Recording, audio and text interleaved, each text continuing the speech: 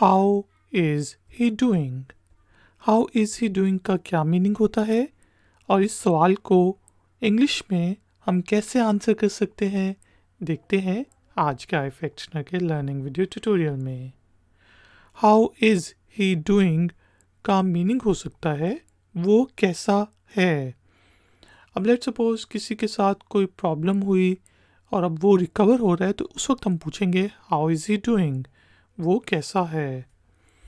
जवाब हो सकता है ही इज़ डूइंग वेल, वो अच्छा है, या फिर he is not doing very well, वो अच्छा नहीं है। तो हाउ इज़ ही डूइंग का मीनिंग होता है वो कैसा है। जवाब हो सकता है he is not doing very well, वो अच्छा नहीं है। iFactioner की इस वीडियो को लाइक करें, शेयर करें और अगर आप चैनल पे नए हैं तो सब्सक्राइब करें। मिलते हैं नेक्स्ट वीडियो ट्यूटोरियल में।